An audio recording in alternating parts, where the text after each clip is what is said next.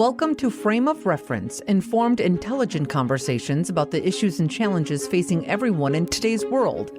In-depth interviews to help you expand and inform your frame of reference. Now here's your host, Raul Labreche. Well, welcome everyone to another edition of Frame of Reference, Profiles in Leadership. And I got to tell you, every once in a while I get to do a show that is even a bit above the normal wonderful guests that I get, the people that are interesting to talk to. Because this time my guest is, I think he and I are a little bit more like kindred spirits in some ways, so it should be fun. But my guest today is Adam Swart, who is the CEO of a company called Crowds on Demand. Right, Adam? I'm getting that right? That's right. Okay. That's right. Adam, tell our audience in frame of reference, who is Adam Swart? If we were to stop someone on the street and say, who is Adam Swart? What would they say? Well, I think they'd probably say, who is Adam Swart? Because I have never heard of his name. So, first of all, I'm not that famous. So, yeah, this is a humility lesson, too, on top of it all. So, but if you were to Google me, you'd probably find that I founded this company called Crowds on Demand. That's probably what I'm best known for in life. I don't know whether that's a good thing or a bad thing, but I'm best known for founding a company called Crowds on Demand. And that company is best known for being a one-stop resource for creating advocacy groups, publicity, and probably best known of all, protesters. Okay. Right. So we have become very famous in one way or another, the company, not myself, but the company, for providing protesters, right? And compensating protesters and being very direct about the fact that we offer compensation to protesters to attend protests that they agree with. So if you ask who is Adam Swart, from a Google standpoint, that's who I am. Obviously, I'm a human being. Although on the internet, there are theories, Raul, that I'm AI. I'm not actually a real person. Me too. Me too. No. Well, you just never know sometimes. No. A lot of people say, he's not a real person. It's a made up name. And it's like, okay, well, that's what you think of. That's very interesting. I always say they're like, oh, his skin looks too smooth. I'm like, well, you're really just giving a compliment to my skincare regimen. Right, so right. I'm okay. Right. I'm okay with it. Right. So basically, that's what I'm known for. That's probably why I'm on the program from your end. I just actually always like to do this when I go on podcasts. Is I like to be very upfront about why I am on the podcast. Sure. Well, I appreciate that. I'm not sure why I am on the podcast myself, but that's okay. I get to talk to you, so that's fun. So it's a fair question because you never know sometimes why are they trying to get publicity? Are they trying to get new business? I have one major reason for going on these podcasts. Number one, to make it clear, because there's so much misinformation that's been spread about my business, that what we do and what we don't do. Right. So there's so much misinformation about Crowds on Demand that we engage in illegal activity. We engage in riots, like, we're providing crisis actors. I mean, there's just like a web of conspiracy theories out there. And by me coming out there, I'm hoping to, put a dent in that. Sure. And have them meet me and understand what it is that we do. And then the second part is to kind of help understand, even if you don't think I'm some crazy, like triple agent, crisis actor, organizer, conspiracy person. Well, okay, well, then I still think what he does is wrong. Okay, Sure. Well, I want to unpack that and have people at least understand our perspective on how compensating people is actually what you'd expect in any kind of occupation. And it doesn't actually make the discourse less genuine. So those are two reasons why I kind of have been doing a few podcasts here and there, is to have that conversation. And so I just like to be very upfront about why I'm doing it. But of course, I'm happy to talk about anything under the sun. Well, and it is weird because you are and this may be part of the dispelling the perception of things, but you are in a business, if you will, that is can be used for kind of a moral gray area. I'm happy to hear that, you're saying that you are hiring people, but you're hiring people that believe in the cause causes that they are actually going to be paid to be a part of. So in some ways, that's not that different from me getting paid to be a judge for a drama contest. I mean, I would likely go anyways just to see, the kids performing, but it's really nice to get paid to be there. More likely you go. It's more likely you go. That's the thing. Yeah. Is that as being paid is a way of ensuring professionalism and effectiveness, right? Of what you're doing. For example, if you're someone on the left and you get in trouble, would you like to hire an attorney who's also on the left, right? Right. Probably. But that you'd still be paying that attorney on the left, or vice versa if it was on the right. So I think being paid is a good thing when you're doing something that is helpful to somebody. Sure. But I actually recently, I hate the idea of people doing free labor because I think it's kind of slavery. Actually, caused some controversy. I was at a Grateful Dead concert the other night, and I saw these volunteers, and they're cleaning up all the trash. And I'm like, with what they charge us to go to this concert, they can't afford to pay people to pick up trash. They're making their fans pick up trash for free. Like, to me, that seems morally wrong. Yeah. Anyway, yeah. That's exploitive in the worst kind, right? You're going to take somebody's appreciation for something, and you can do this. You can help with cleaning up the trash. So, because that'll save us money on not having to pay for trash picker-uppers, whatever. Right. When your fee for this concert must be in the 6 or 7 figures, presumably. Easy. Yeah. Yeah. So, so that's, I guess, the point. Excellent.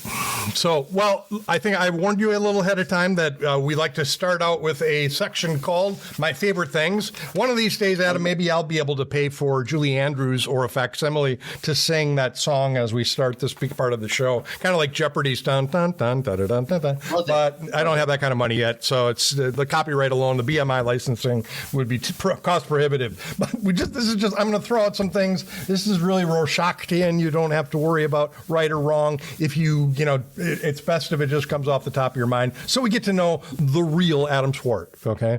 Ready? So here we go. How about the favorite place you like to go to de-stress? The tennis court, number one. Okay. It's very relaxing playing tennis because you don't have your phone with you, right? There's very few activities in life where you don't have the phone constantly tethered to you. And I don't know, maybe there are people who play with their phone in their pocket.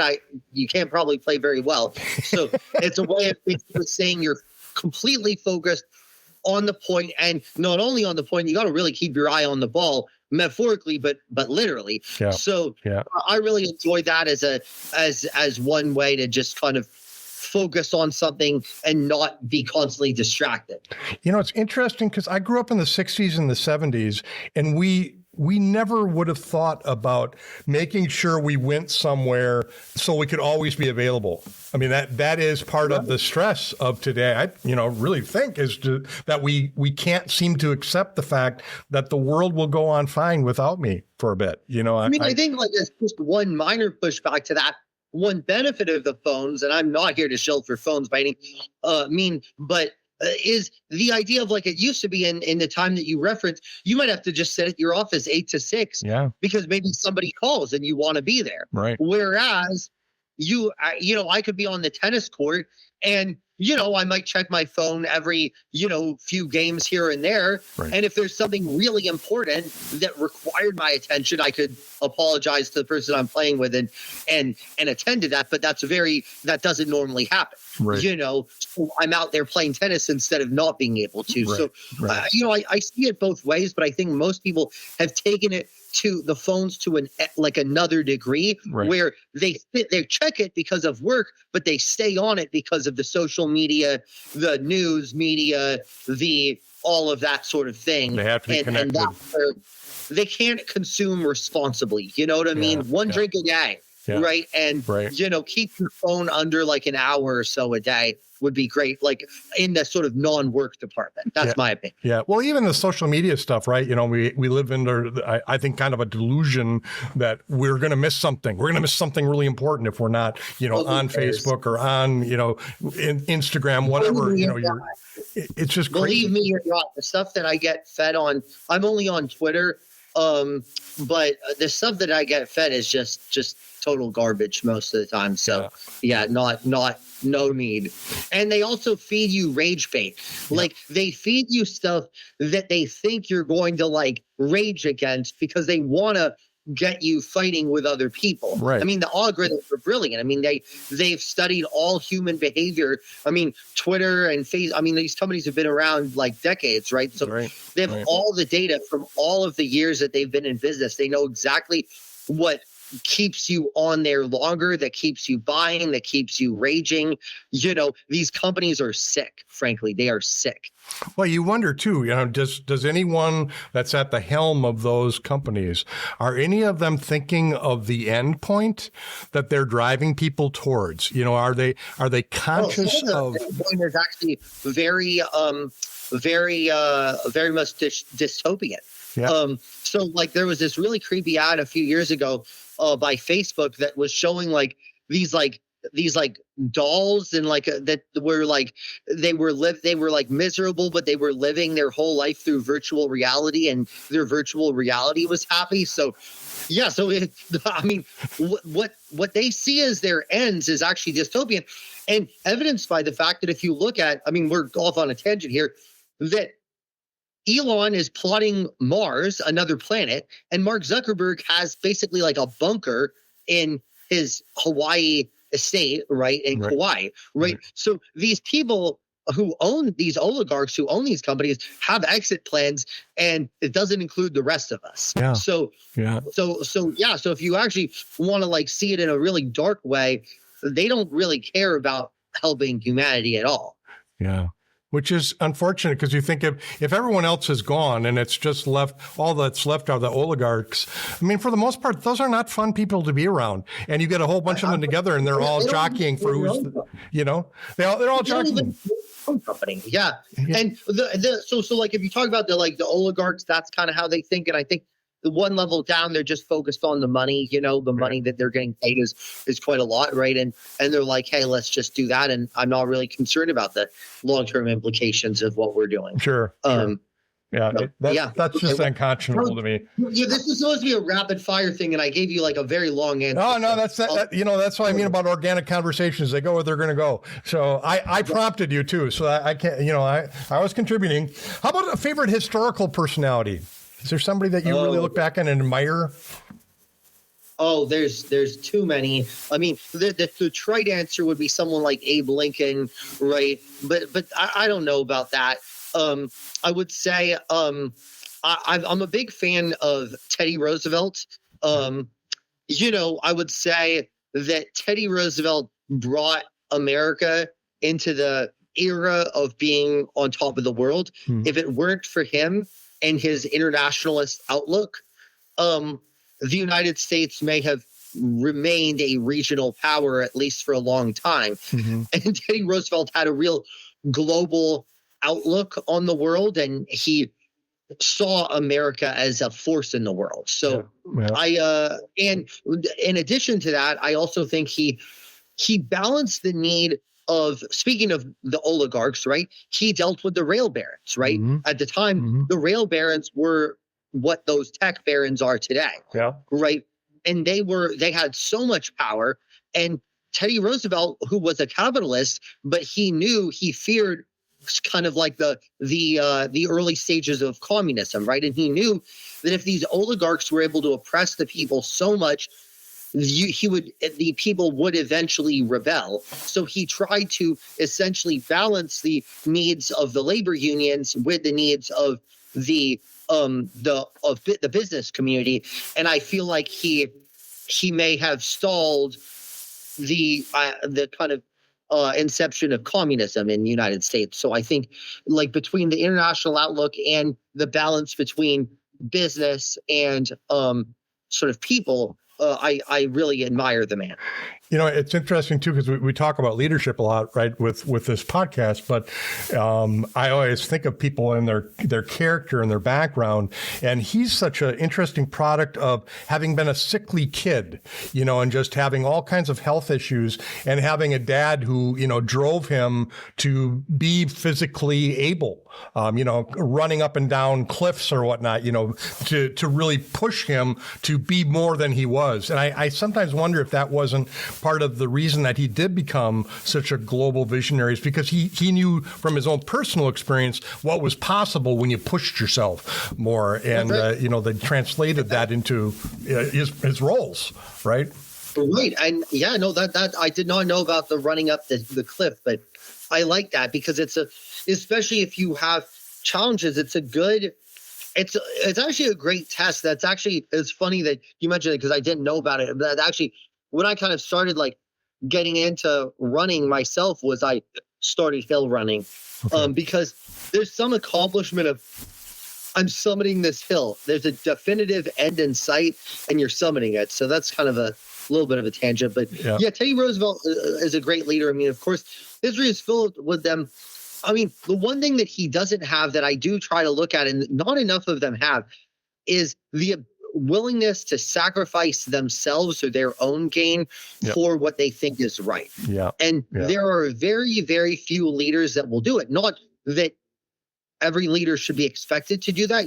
But to actually say, I'm going to do what is right, even though I know it's going to cost me this election. Right. I know it's going to cost me whatever it is politically, right? And not many leaders will do that. And I've struggled to think of examples of high-profile ones. It is hard because you just don't see that sense of character anymore in a lot of people, and that is, if there ever was a time where we needed people to be like that, to practice a code of moral, ethical, responsible behavior. Now is the time. How about let's do some quick fire stuff? How about favorite color? Blue. How about favorite food? I would say when I kind of eat every day is like a kale salad with chicken, maybe some like pizza on the side, like rotisserie chicken. Okay. But if I had to pick a favorite cuisine for like going out, it would definitely be Middle Eastern food. I love like shawarma, hummus, like any of that, and I'm not particular. Like I've been to Israel restaurants, I've been to Palestinian restaurants. I'm not getting involved. I like them all. So you're not like Tony Stark, who didn't know what shawarma was and made the Avengers go out with him? There's something about shawarma and Middle Eastern food is that even though it's fattening, it like you don't feel crappy afterward. It's like just the best food I've ever had has been on my trips to Israel, to Jordan, and to Lebanon. Okay. They have just amazing food over there. Interesting. How about favorite recipe? Seeing as we're talking about food. Well, I mean, my cooking skills are limited personally. So what I tend to make when I'm charged to make like a cooked meal is fajitas. But I try to do it like in a fairly healthy way of cutting up a ton of peppers, guacamole, wild rice. I don't like onions, so I do not put onions. I know you're kind of supposed to do onions. Oh my God. I'm French. You can't not like onions. I'm sorry. This interview is concluded. So, but a little some herbs, and then you put, what I actually do is you put some spinach in there too. Some really good homemade salsa. Well, homemade that I buy from somewhere else. I don't make it myself, but homemade. I appreciate your honesty. And so, that's kind of my go-to dish, and have it with some really good homemade tortillas. Okay. How about your kryptonite, your thing that kind of that, what do they call it? That sinful pleasure, or that, that thing that, boy, if it's around, you got to eat it, even though it's not good for you. And boy, cinnamon rolls. Cinnamon rolls? Any particular brand or place? It has to be like the homemade kind, like not the Cinnabon kind, like the really homemade kind with a lot of cinnamon on them. Okay. Well, if you ever come to the Sauk Prairie area in Wisconsin, I know just the bakery for you. There's a woman that runs a small bakery. She makes it herself, and she makes a thing called a cinnarole, which is with the SIN as the sin. I like it. Yeah. So, yep. How about? Do you have a favorite movie? Forrest Gump. Really? Hey, good choice. Forrest Gump. I'm kind of a history buff, so I love history, and I also love overcoming challenges. Yeah. It was just it's just a sweet movie. Yeah.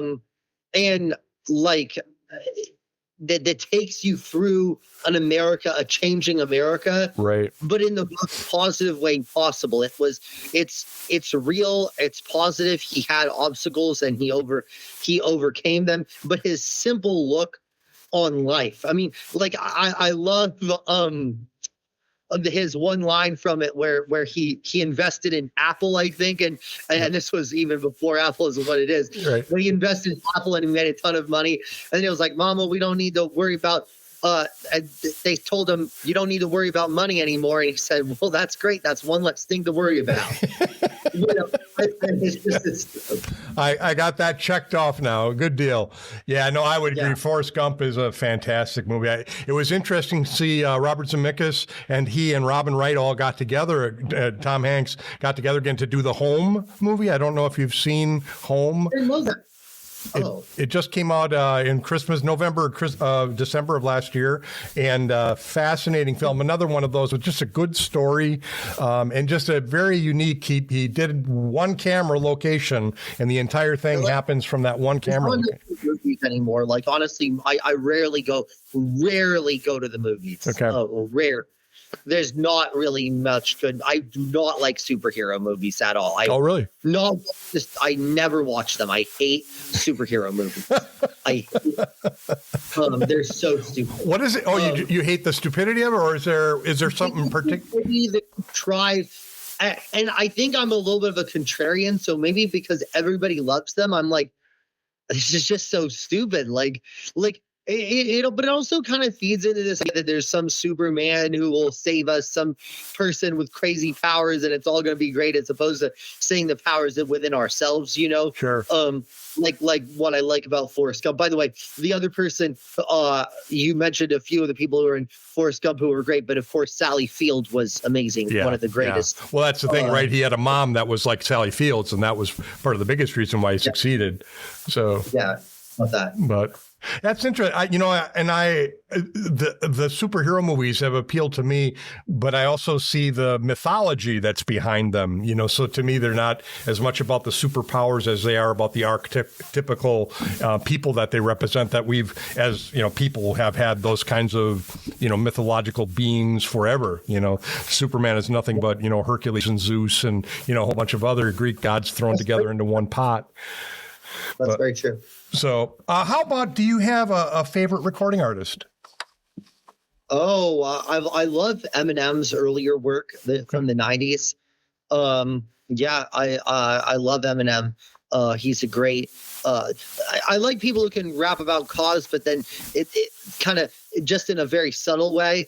But also just have a great beat. So, like Eminem's Without Me, which I'm getting it wrong. Maybe it's 2001, but late 90s, early 2000s. Okay.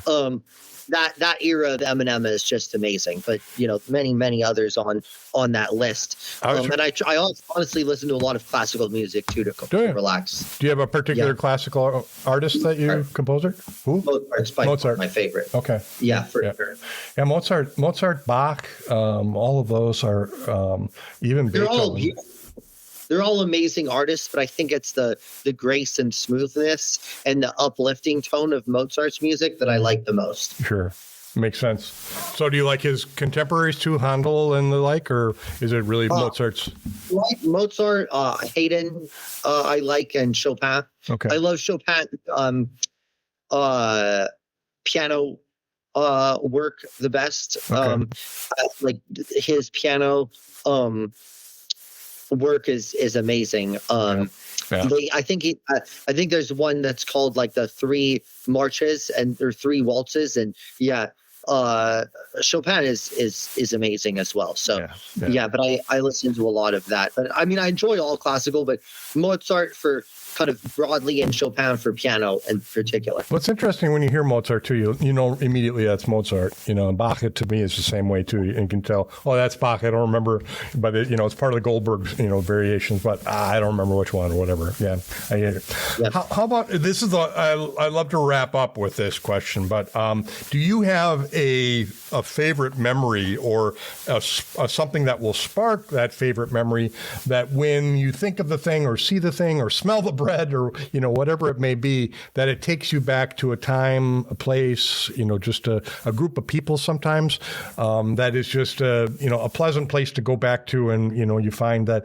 you kind of wish you could go back and maybe do some things, or you want to relive those moments again. I think there's something about the smell of a California morning. I know that you've spent a lot of time in California, but it's cold in the morning. Even if you have a very hot day, it's normally pretty chilly in the morning, especially kind of by the coastal areas. Okay. Right. So there's something about the smell of the grass and the clouds and the marine layer that just kind of reminds me of growing up, and it's so energizing.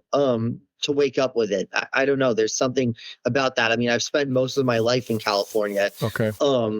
And it is like the magic of that place. I mean, if this were a political podcast, I could get into a lot of things that I don't like about California, but in regards to the weather, is just perfect.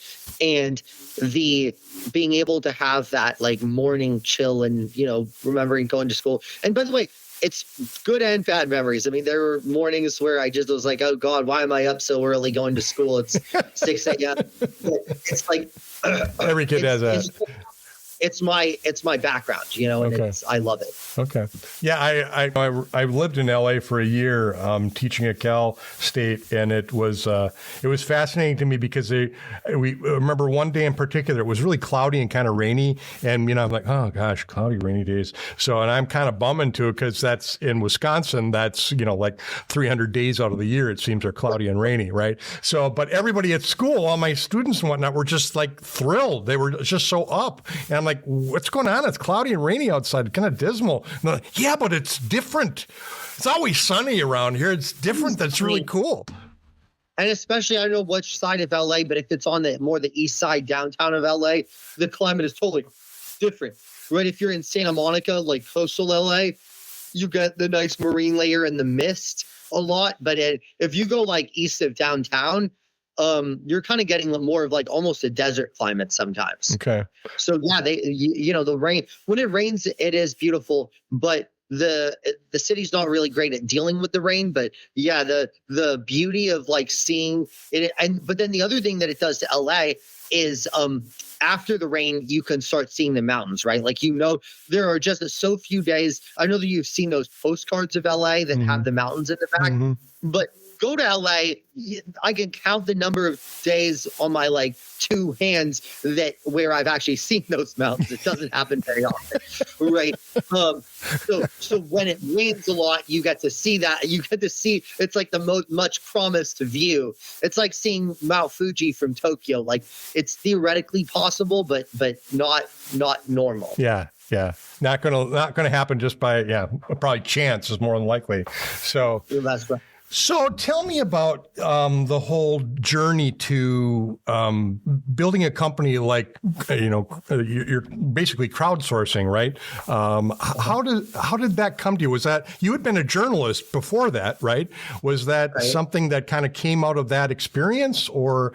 Well, I know the media. Yeah, you're right. I know the media and how it works, and the media has changed, of course, because I've been in business for 13 years. So the media has changed, but even then, media was always wanting that. Even then, you had left-wing and right-wing media, and they would always want to cover what they want to cover, right? So if you give people, protests is something to cover, right? Events, publicity stunts, media are desperate for content. And in this world where it's not just the news networks, it's, blog sites, it's social media and all that, people are desperate for content constantly. And protest is a way of giving people content that they can then use to amplify. So I saw the impact that protests and rallies and just setting the right context has for being a catalyst for, both media attention, but more broadly, like the results that clients are looking for. Go ahead. Sorry. So the thing is that there's kind of one misinterpretation of protests, actually, is that I think a lot of people think of protests as a plebiscite. That is to say, like a poll or a vote. And that's like, if there's like 300 people on one side of an issue and 50 people on the other side of the issue, then people are for that issue 6-1. But that's not really how I think of protests. I think protest is like an advertisement. What is the goal of an advertisement, right? The goal of an advertisement is to create the right context by which you can then sell your product to people, right? It's to show, hey, this is popular, this is high quality. These are the reasons you should kind of think about that product and then try to get kind of follow-up attention. So what a protest is, hey, we want to reach the people that we're kind of protesting or rallying in front of, but then we also want to reach the people through social media or media who are not there, right? And amplify that. And it's about getting a ton of attention to allow a cause to grow, or in the case of a PR stunt, the company to grow. Because think about how many ideas have basically died in darkness, right? So many amazing causes, so many amazing companies, they had a good product. They had a good cause, but they never were able to have the budget to essentially evangelize it. And therefore, it basically died. And we are the cure for that. So, I keep thinking of like AI as in some ways a correlative to this, because I personally am a fan of AI. I think there's a lot of good that can come from AI. The issue that always haunts me though with it, and honestly kind of haunts me with this, is who's pulling the strings behind the dummy. Who's programming it, who's determining which content gets on and which content does not. Because, in the world of advertising, in the worlds of AI, the person that is, handling the bankroll, if you will, oftentimes is the person that controls the message. So that's right. That's absolutely right. I mean, if you look at the difference between how Grok, which is the Twitter X AI, operates versus ChatGPT versus Google AI, right? They are three AIs, but they have different overlords, right? And they're going to operate differently. I mean, I'm not familiar enough with the science on it to go directly into that, but I know that this stuff can be programmed per the requests of the overlord, right? The overlord being Elon or Google or Altman or whatever, right? Like these overlords who control all this stuff. Right. Well, so when you refer to us, right?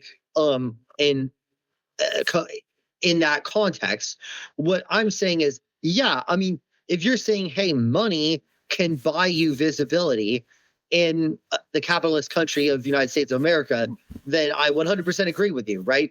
The cost of a Super Bowl ad, I believe, is between $5 and $10 million, right? Yeah. So most companies can't afford a Super Bowl ad. The ones that do get it. And some of them make a ton more money because they were able to do that, right?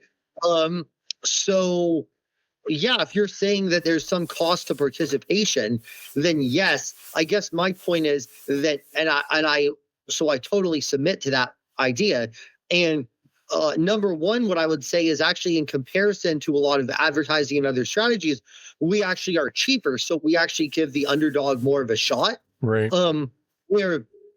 Where if you're going up against an industry that spends $50-100 million plus in lobbying a year, you could spend not inconsiderable amount of money, but let's just say $1 or $2 million to have an extremely effective campaign by us to combat that. Right. So I'm not saying that we're doing it for free, but the cost difference between what the entrenched interest spends and what the disruptive interest could spend is huge. So we're actually kind of a force for David against Goliath in many cases. So generally, the entrenched power structures, whether they be the established companies or the established political people, aren't the ones hiring us. Why would you hire us if you're already getting what you want? The people who are hiring us are the people who are actually the underdogs more often than not, who are basically, they can't compete dollar for dollar in advertising. They can buy more Super Bowl ads. They can hire more lobbyists, but we can do this. And because our message is better, we will win for that reason. Right. You see what I'm saying? Well, yeah. I mean, you're getting people that don't have nearly the financial resources, a fighting chance, if you will. That's right. That's right. I think I'm thinking too of the issue of what's the old Mark Twain saying? Believe nothing of what you hear and only half of what you see. And it comes down to I sometimes I worry. I guess what I really worry about is that there are malevolent. We've talked about a little bit before that there are malevolent forces that really don't care. The dystopian future that they are leading. A good chunk of people towards. They just don't care. Who's going to suffer in the midst of that. So, are there things that you think the average person should be aware of or can teach themselves to be aware of, to have the critical thinking process that's necessary to say, now, wait a minute, this is purposefully trying to get me to a rage, portion where my emotions are so involved that they just kind of take away reason from the whole 9 yards, so that you would recognize, hey, wait a minute, I am being manipulated, just like I'm being manipulated when there are beautiful girl pictures on every search engine that I go to, right? They aren't there by accident. So, right. Well, living in the United States, any capitalist country, is being that manipulating has a negative connotation, but people are always trying to sell you something, right? Yeah, I open up my computer, right? There's ads, right? I go on TV, there are ads. I go to my phone, there are ads, right? So a protest is, so number one is to understand that a protest is just one form of advertisement, right? So if you strongly So I'll give you this example, right? Like I hate when people do this on both political sides, right? You have the people on the left are like, 2 million people, turned out to oppose Donald Trump, right? Well, it's like, 70 million people supported Harris in the election, right? 75 million. So the fact that 2 million people turned out, I don't know if it's true or not, but if they did, then it means that, then that does not mean the country is turning against Trump. That means that those 2 million people are against Trump, which is believable in the context that 75 million people voted against him, right? Similarly, Trump always cites, there's 100,000 people at my rally, 200,000 people trying to get in or whatever. It's like, you won 80 million votes. Like, that doesn't mean that the other side is supporting you, right? So I think one thing that people should do is contextualize and understand, okay, well, just because I see a protest does not mean that is what everybody thinks. But instead, what they need to do is critically engage with the subject matter of the protest. Do you agree if somebody is saying, 50,000 Palestinians murdered in Gaza, did that happen? Number one, I don't know. I mean, I'm not aware of the statistics, but did that happen? Do I agree with the protesters and how they see it? Or do I feel like there's more to the story, right? They can unpack that themselves and engage with that themselves, right? And maybe speak to the protesters and say, well, yes, this happened, but here's my question for you, right? So my advice to people is engage with the subject matter. Don't constantly think, oh, well, this number is here and this number is there. So there are, that's just a misinterpretation of what protest is. Well, it's so weird too that we're trained, I think, in a lot of ways to maintain our cognitive bias. I'm always pushing people, get outside of your news bubble, because we're letting ourselves be informed. To me, it's like, having nothing but a diet of Pop-Tarts. Well, a diet of Pop-Tarts could be awful, but it's really not that much worse than a diet of nothing other than ramen noodles, when it comes right down to it. So, or, a menu of just Brussels sprouts. You could take anything and say, oh, this is the only thing that matters. Brussels sprouts are that's the only thing I'm ever going to eat, blah, blah, blah. Well, what troubles me is that we're so polarized now because people are being encouraged to just stay with their brand and not understand that, well, there are benefits to other brands too that, you should consider. And you should consider that everything that you're fed is not necessarily true. There's not a lot of value necessarily in telling people the absolute truth. We're not geared towards that. There's a lot of things that you could never accomplish if you told people nothing but the truth.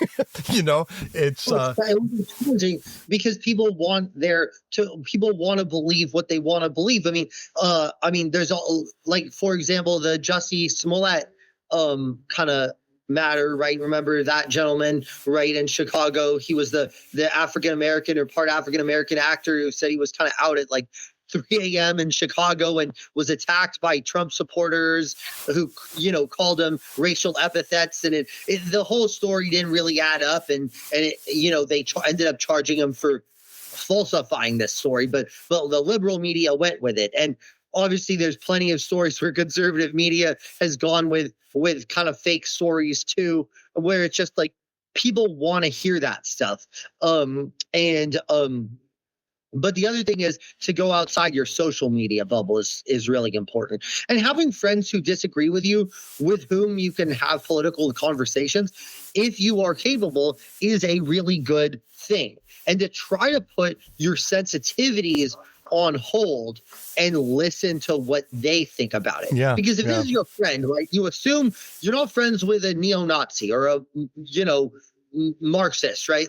Assume that your friend is probably wants a good society just like you do, right? That's why you're friends. If they were that horrible, you wouldn't be friends with them. But why is it that they see it so differently than me, right? When we both probably want 90% of the same things. Right. So right. I would say listen. And I've many friends on the far left and the far right, and I get along with them all. Sure. Well, I've always, as an actor, one of the things you learn fairly early on is that no one sees themselves as an antagonist.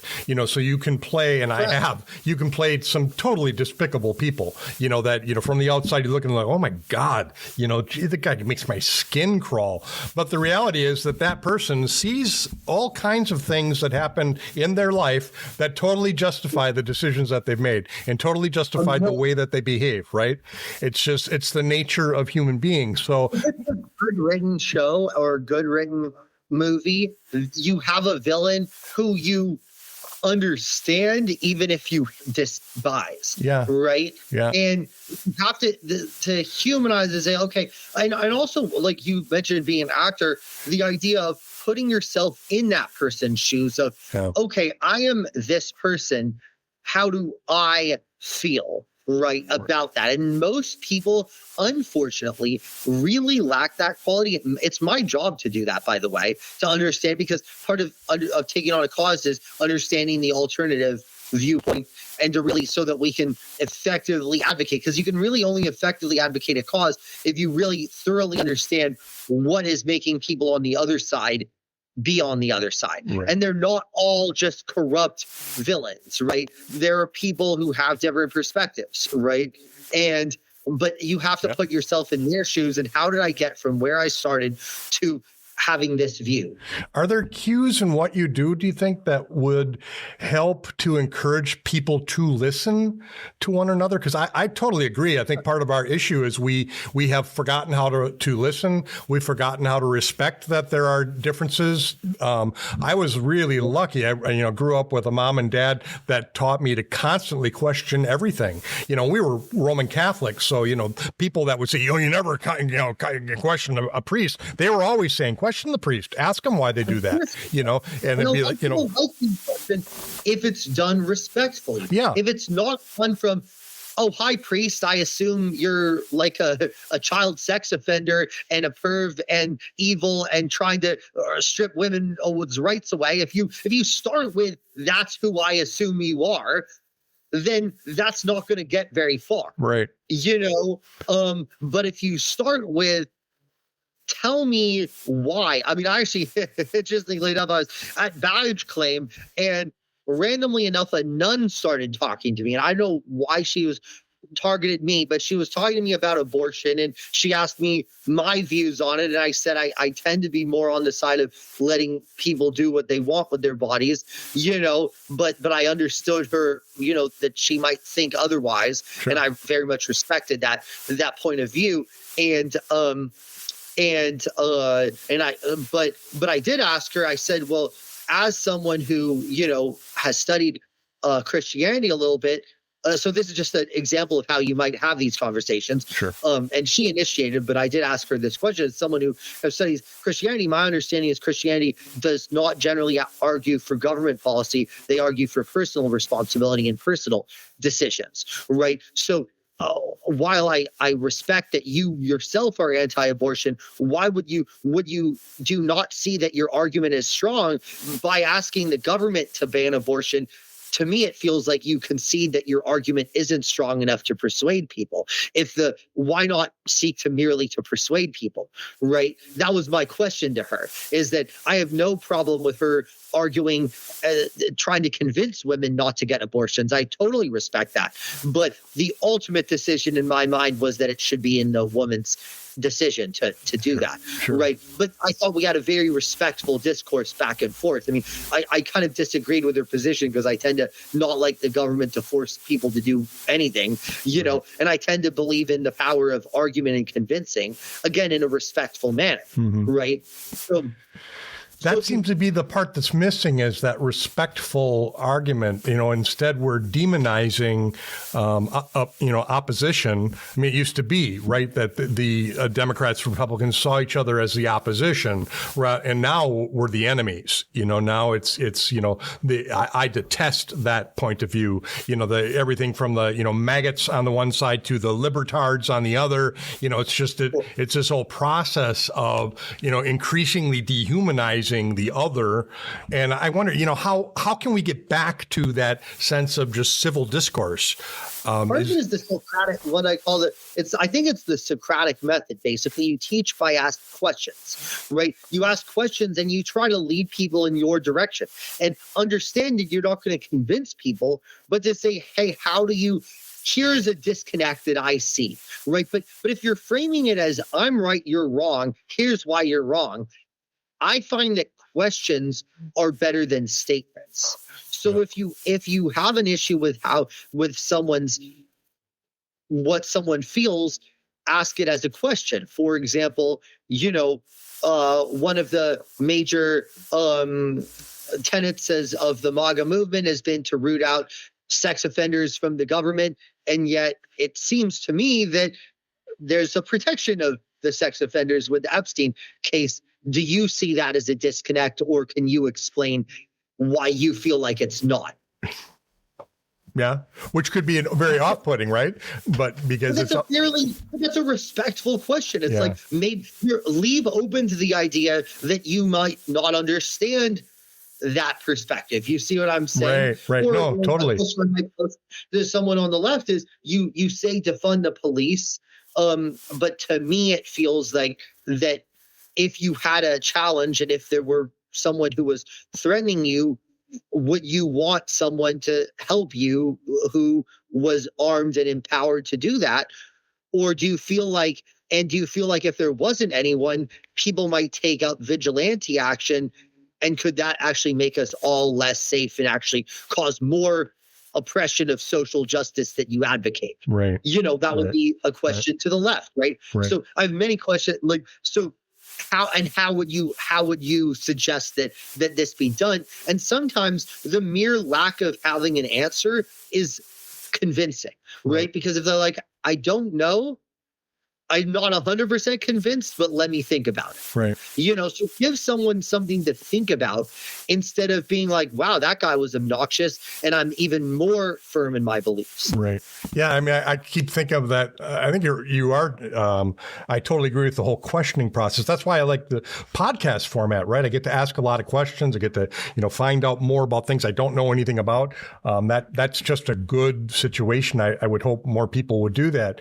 I think where it gets fuzzy for me is what responsibility maybe do we have or should we take for making sure that our questions, our perspectives are as truthful as they can be, as well as responsible as they can be. That because respect is certainly a part of asking the question and being curious, genuinely curious about what makes someone believe the things that they believe that are antithetical to what I believe. I want to understand that, because that's the only way to really come to any kind of coalition, if you want to think of it that way.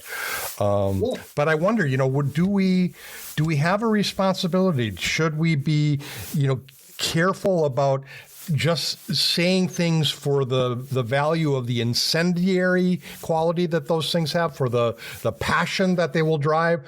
Or, should we be, trying to phrase questions and trying to present things to people that will help to elevate and help them to realize this is a big problem. We need to talk about this. We need to be able to respectfully dialogue. We should, but one challenge, and I'll admit, we do campaigns where we say we don't do incendiary things, but we say things that are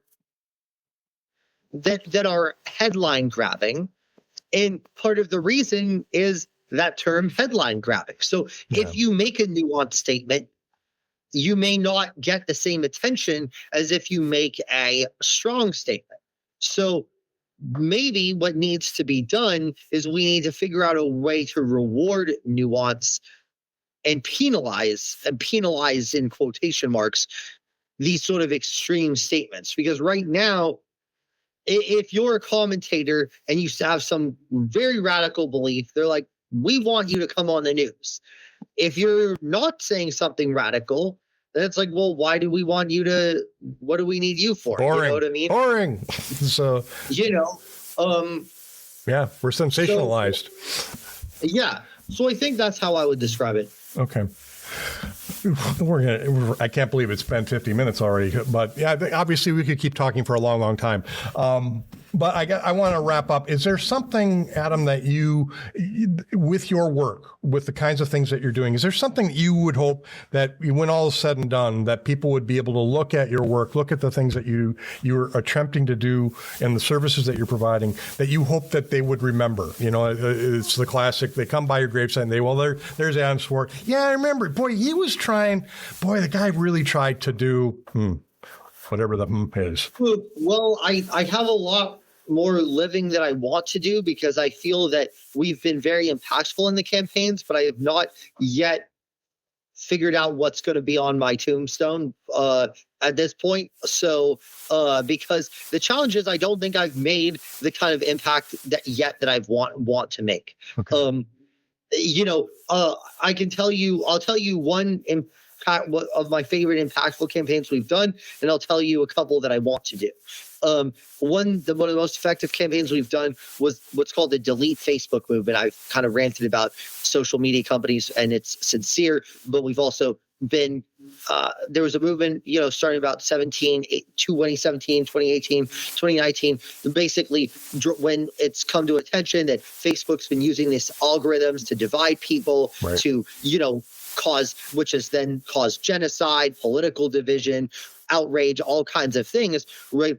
There's this move to delete Facebook, hashtag delete Facebook, culminating, the stealing of the user data with the Cambridge Analytica, right? So basically delete Facebook. This is a really bad company. And we did this all over the country, but particularly in DC and the Bay and Silicon Valley and other places.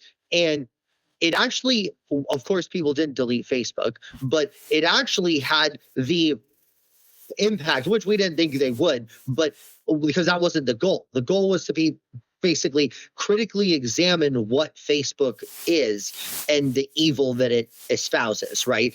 And basically that accomplished two things. Number one, semantically, they changed their name very shortly thereafter. They don't call themselves Facebook. They call themselves Meta, right? Because the Facebook name is synonymous with division and hate. That's why they did it, in my opinion.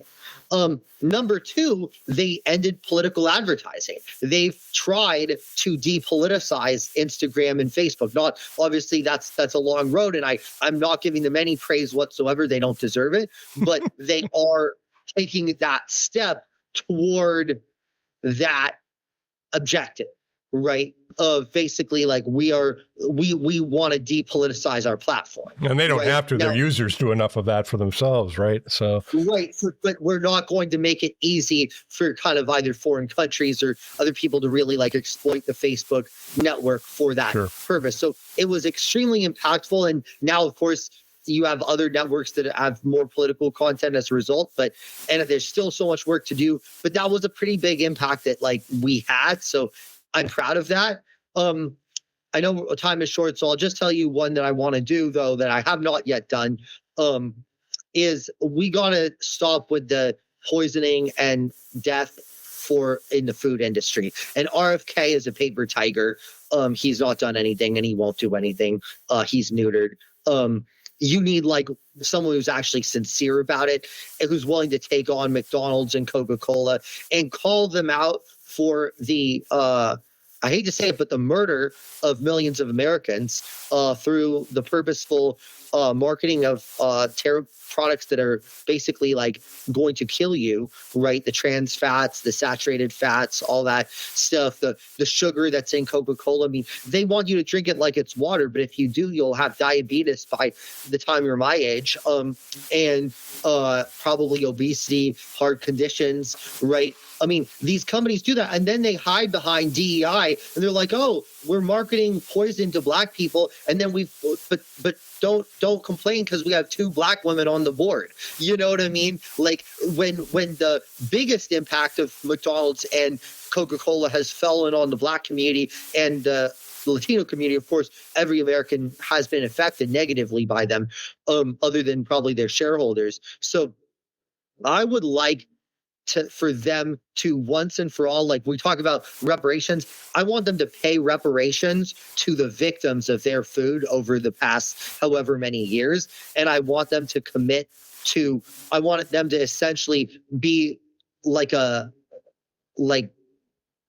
completely change their models of what they do, because what they do is basically sell and distribute poisonous substances. And that needs to be advocated, and they need to be called out for the racists that they are, and kind of evildoers that they are, in my opinion. Are you familiar with the musical Man of La Mancha?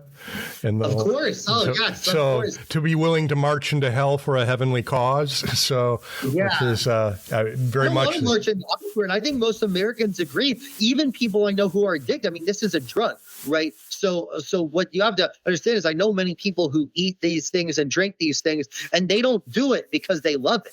They do it because they're addicted to it, right? Mm-hmm. If you're a crack addict, right, you would want to end your addiction, but we don't understand these as the same things. They are addicted to it because they put the chemicals in their stuff that is addictive, right? I mean, I don't want to sound like a crazy person here. I mean, but the fact that I sound like a crazy person saying, "Oh, they put the chemicals," as if some whack job. It's like, no, they do. I mean, these are lab tested. I mean, these companies are brilliant. I mean, they test this stuff in labs to make you want to buy more of it. It's well, brilliant. Follow the money, right? Follow the money, for goodness sakes. You're going to do. I hope it's not a Man of La Mancha, just because I truly think that everyone wants to like understands that even the people who consume their products understand that what they're doing is evil. Right.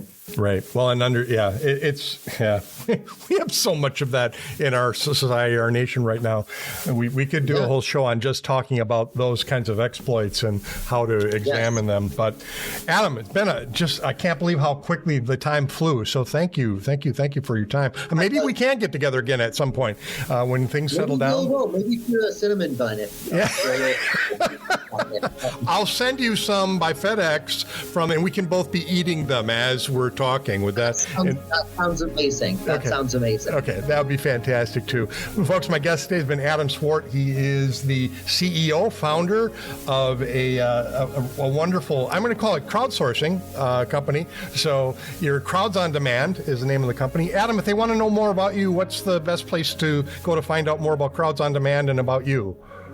www.crowdsondemand.com. crowdzoneman.com or at CEO Adam Swart. We recently deactivated the phone, so you have to email us. We just got too many crazy crank calls coming in, so we actually recently deactivated the main line, so you would have to email us, but please do if you have questions or feel like we could work together. But mostly if you have questions or comments, and happy to come on the show again and answer them. So it's my pleasure to spend this past hour with you. That would be wonderful. If nothing else, so people can see that you don't have horns. You're a decent guy trying to do decent things in an increasingly indecent world, unfortunately. But thanks again, Adam. I really appreciate you've been listening to Frame of Reference, Profiles in Leadership, and hope you've enjoyed Adam's take on leadership, because you are in a leadership role. And as far as I can see, doing some admirable things for leading people out of some of the present darkness, which would be great. Thanks, Adam. Thanks.